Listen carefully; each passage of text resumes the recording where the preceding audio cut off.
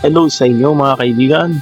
Ako nga pala si Regix at nagbabalik na naman tayo sa Project Zomboid. Medyo matagal na rin na hindi ako nakapag-upload ng mga latest ngayon dahil sa phone ko. Pero ngayon ay naka-Infinix G30 Pro na ako ngayon. So, baka malay mo, makapag-post ulit pa tayo ng bagong Project Zomboid. So, medyo mabilis lang to guys dahil magpo-promote tayo ng group server na kung saan updated lagi ang kanilang mga updates. Pero I would give you them an advice na meron tayong promotion dito sa natin, which is tinatawag natin ang The Walking Zed The Walking Zed official server in mobile at saka PC. So ano nga pala yung update dito sa panibago natin Project Zomboid updates. So medyo matagal na rin na hindi na ako nakapaglaro kasi mostly busy din sa trabaho. Kaya, ayun. So, ano yung mga bago dito ngayon? So, sa 1.3.0 is medyo more on complexity sila sa mga JMX. So, one in JMX in yung compatibility kung hanggang saan lang ang kaya natin na device na may reach, depende kung anong gamit ng device, for more on 4 to 6 or 8 GB RAM. So, papakita natin yan. So dito may mga bago pa rin tayo dito like on-screen buttons, gamepad mappers, controls editors, same pa rin yan sila.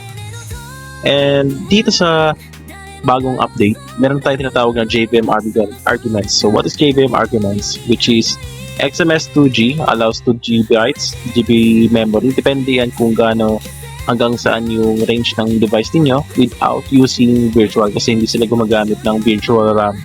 So sa madaling salita, mostly support lang sila sa raw RAM. Kung ano yung device na gamit niyo, it's either entry level or tawag nito, mid-range level. Kung meron kayong flagship phone, it's better i-live and buy na lang to. So ano nga pala dapat gawin is set. So what is the recommended JVM settings?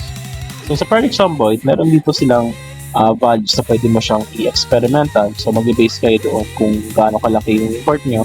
Kung ang device nyo ay 4GB RAM, iset nyo siya sa 512M or 15 to 36M. So, paano yun iset siya? Is, punta kayo dito, i-set nyo siya na XMX 3G, depende sa inyo kung ano siya, kung ano yung i-set nyo doon sa value, kung ano yung i-import nyo doon, most likely. So, it's either i-set nyo siya na XMS 3G or 3G mismo. Yan yung pinaka-maximum niya.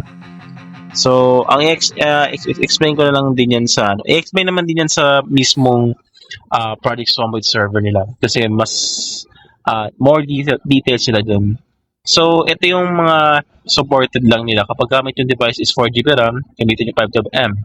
Sa akin kasi more on 284 and 2,448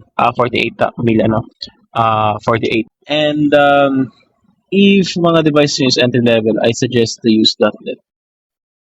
So, wait lang. Tingnan natin kung ano yung mga differences doon sa panibagong update. Inayos ko rin yung settings ko para for sure mag-gameplay natin to. General arcade, ayan, same naman din. So, napapansin mo guys na medyo smooth na siya ang pag-run ngayon sa game ko kasi syempre bagong device.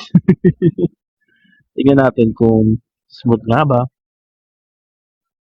So, yun lang yung bagong updates natin ngayon. At saka also guys, if ever gusto nyo sumali sa mga multiplayer, I suggest punta lang kayo dito sa Project Zomboid, The Walking Zed, mobile at saka PC. So, yun lang masasabi ko. So, medyo mabilis nga lang to kasi ang update kasi natin ngayon. So nga pala, sa update natin ngayon, medyo matagal na rin ito. So, supported na siya sa keyboard. As for na wala kasi akong keyboard ngayon dito, meron lang akong controller. So, yung controller ko kasi ngayon, nag-charge pa kasi naglalaro din ng ibang games. So, I suggest, if meron kayong keyboard or wireless keyboard and mouse, I suggest gamitin nyo yan for multiplayer purposes or pwede naman din laro na ito. So, yun guys, sobrang smooth ng laro ko guys. So, naka-uncap pa to. Ngani. And hindi na ako gumagamit kasi medyo goods naman din ang Infinix G30 Pro. So, umiinit. Yes, umiinit naman kasi medyo mataas ang specs. Papansin nyo guys. Ayan, smooth to. So, MediaTek MediaTek 8350 Dimensity. So, yun ang gamit ko ngayon. Grabe, ang ganda na po ang gawa namin, ha? Ano ka details nito ang laro na ito? So, if ever may tanong pa kayo guys, yun lang masabi ko ngayon. Ako si Regix, abot na muna. Ako si Regix. Nagsasabi, walang imposible kapag ang tao ay nakagawa. Ngayon, tatakbo na ako. Paalam! Shadows in the neon.